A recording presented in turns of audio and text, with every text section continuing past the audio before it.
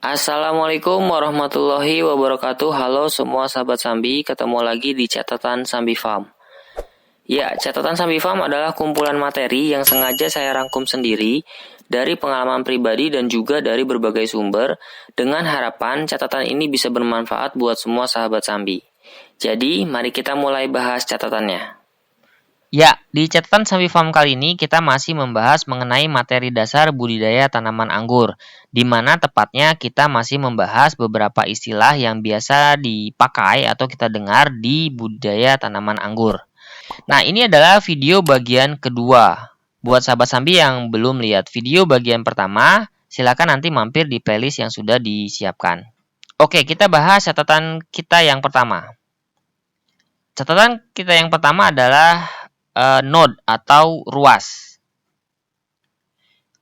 Ruas atau node itu adalah segmen, sendi, atau buku pada batang pohon anggur. Ini saya sudah siapkan gambar. Ini adalah cutting anggur dan ini adalah batang anggur ya, batang pohon anggur yang masih berdaun. Nah, ruas adalah yang ini. Ya. Nih, sahabat Sambi bisa lihat. Ini. Nih. Oke. Di setiap ruas akan ada daun, tunas air, dan mata tunas atau bud. Kita bahas satu-satu. Yang pertama adalah daun. Tentunya sahabat Sambi sudah tahu mana yang disebut dengan daun. Nih ya. Nah, ini. Daun adalah bagian dari tanaman yang punya peran sangat penting, terutama untuk proses fotosintesis. Lanjut, yang kedua adalah tunas air atau tunir, ya. Tunas air adalah tunas yang tumbuh di ketiak daun. Oke, kembali saya ulangi. Ini ruas, lalu ini adalah daun, ya, yang tadi sudah kita bahas. Nah, ada tunas atau batang yang tumbuh di ketiak daun. Ini daun dan ini ketiaknya. Nah, ini adalah yang disebut dengan tunas air atau tunir. Jelas ya? Oke, lanjut. Yang terakhir adalah bud atau mata tunas atau disebut juga matun, disingkat ya. Mata tunas, matun.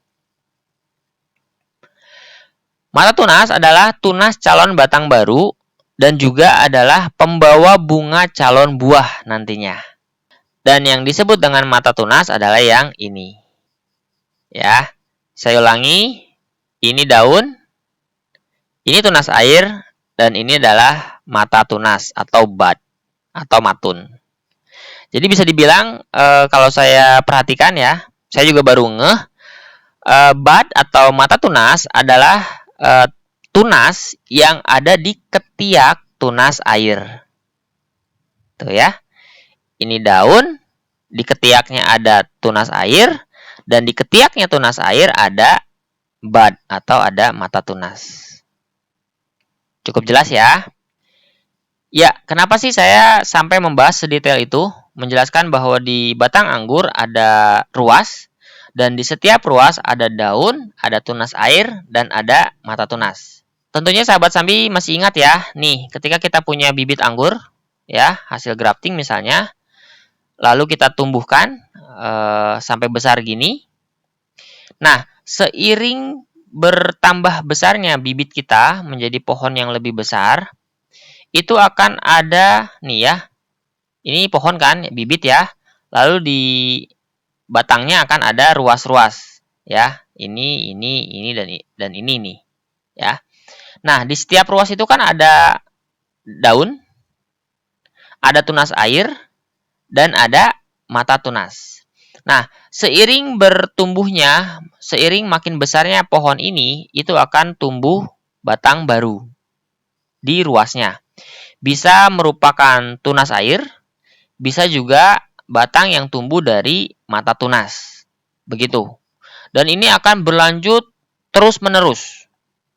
Jadi ini batang pertama tumbuh, lalu ada batang kedua tumbuh, bisa tunas air, bisa dari mata tunas. Lalu, ini kan juga batang ya, yang terdiri dari ruas-ruas. Kembali, di ruas ini juga akan tumbuh batang baru atau cabang baru. Terus begitu, sampai pohon ini acak-acakan. Ya. Nah, untuk bisa punya pohon anggur yang bisa tumbuh baik dan produktif, menghasilkan buah yang bagus, optimal, di budidaya tanaman anggur kita harus atur bentuk, tajuk, atau percabangan pohon anggurnya. Nanti akan ada istilah beberapa batang sesuai lokasinya ya, sesuai titiknya. Kita sebut adalah cabang atau batang primer, berikutnya cabang sekunder, dan cabang tersier. Nah, nanti akan ada materi khusus mengenai pembentukan tajuk. Tetapi sebelum membahas soal itu, itulah alasan kenapa saya cukup detail menjelaskan mengenai daun, tunas air, dan mata tunas. Intinya di channel YouTube Sambi Farm kita sama-sama belajar, dan untuk bisa belajar dengan baik tentunya kita harus menyamakan dulu frekuensi kita, menyamakan dulu knowledge level kita ke level yang sama atau setidaknya mirip-mirip, sehingga tidak ada satupun dari kita ketinggalan begitu. Oke, misalnya nanti suatu saat ketika saya membahas mengenai pembentukan tajuk di pohon anggur, saya misalnya nyebut bahwa oke, batang ini kita harus perbesar. Dan untuk bisa mempercepat pembesaran batang ini, kita harus merapikan tunas airnya. Tunas airnya tidak perlu dibuang, cukup dengan memotong tunas air dengan menyisakan 2 daun di tunas air tersebut misalnya. Jadi nanti kita bisa cepat nyambung begitu. Jadi yang diminta adalah memangkas tunas air dengan menyisakan 2 daun di tunas air tersebut. Jadi kita harus pangkas di sini dan 2 daun ini dibiarkan tumbuh. Kurang lebih seperti itu. Oke, istilah berikutnya adalah bud break atau pecah tunas.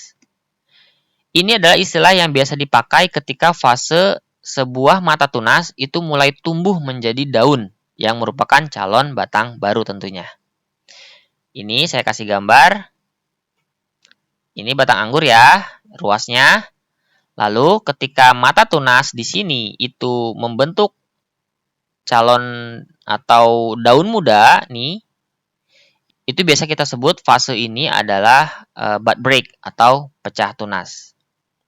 Istilah lain yang biasa dipakai adalah sprout. Jadi bud break sama sprout itu sama aja lah menurut saya sih. Ketika mata tunas itu mulai tumbuh begitu, ya, nyeprut begitu ya. Jadi beberapa orang kan termasuk saya suka nyebut nyeprut. Nah, nyeprut itu maksudnya dari sini nih, dari kata sprout, berkecambah kalau diterjemahkan dari bahasa Inggris, atau bertunas ya, trubus. Oke, lanjut. Tendril atau sulur. Nah, ini adalah bagian dari si tanaman anggur yang berfungsi sebagai tangan atau pembelit si pohon itu untuk bisa berpegangan ke rambatan.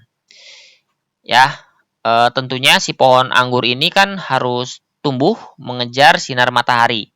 Dan dia harus bisa berpegangan untuk terus tumbuh ke atas mengejar matahari. Makanya dia akan mengeluarkan sulur untuk menambatkan dirinya ke tambatan begitu. Bisa pohon lain atau dalam hal ini ketika kita budidaya tanaman anggur tentunya kita sediakan tambatan khusus begitu ya, bisa berupa trellis atau para-para. Nah, nih ya. Nih. Sulur itu yang membelit ini ke tambatan atau ke rambatan yang kita sudah siapkan. Oke, lanjut. Berikutnya adalah vigor atau subur. Ya, sebenarnya kalau vigor itu kita terjemahkan di Google Translate itu diartikan sebagai ini nih, semangat, kekuatan, tenaga, atau ini. Tapi di budidaya tanaman anggur, vigor itu identik dengan istilah subur, yaitu kondisi di mana ditandai dengan pohon itu cepat bertambah tinggi atau panjang dengan disertai tumbuh banyak daun baru dan juga sulur. Nih, saya kasih contoh, ini nih. Lihat, ini seger banget pucuknya, daunnya banyak, serentak dengan yang lain tuh. Dan kalau di zoom sebenarnya ini banyak sulur juga di sini ya. Oke, lanjut pruning atau pemangkasan. Nah, ini adalah proses pemangkasan pohon atau cabang anggur.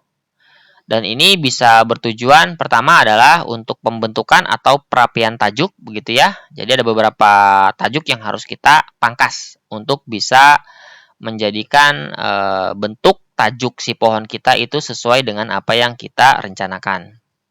Tujuan berikutnya adalah untuk perawatan. Jadi ketika kita buang atau pangkas beberapa batang atau bahkan daun, itu bisa jadi tujuannya adalah untuk memastikan si pohon itu tetap sehat. Jadi kita mengurangi, misalnya kita pangkas beberapa batang untuk bisa mengurangi density atau kerapatan dari daun di pohon tanaman anggur kita.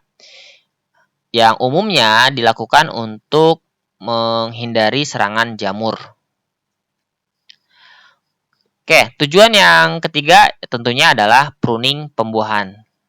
Kita pangkas batang tertentu, yaitu batang tersier tepatnya, untuk bisa nantinya menghasilkan buah. Ya. Oke, selanjutnya adalah grounding. Grounding adalah proses tanam langsung si bibit anggur di tanah, bukan di pot. Ya, jadi kadang ada pertanyaan, itu di pot atau langsung di grounding begitu. Nah, di grounding itu maksudnya ini, ditanam langsung ke tanah. Bukan di planter bag, bukan di pot. Selanjutnya adalah genjah.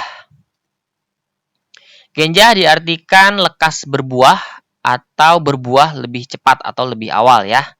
Jadi kalau di Kamus Besar Bahasa Indonesia, genjah ini diartikan sebagai lekas berbuah. Ini kata sifat ya, dan dibacanya genjah, bukan genjah. Awalnya saya juga biasanya nyebutnya genjah, ternyata salah, harusnya genjah. Lalu sering kita dengar pertanyaan mengenai ini. Om, varian anggur yang genjah itu yang mana ya, Om?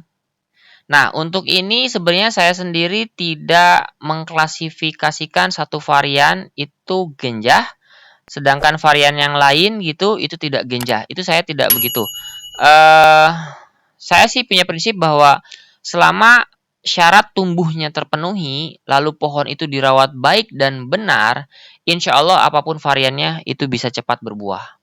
Karena saya punya pengalaman, misal terakhir ya, saya punya project di mana salah satu variannya, kita sebut saja varian C.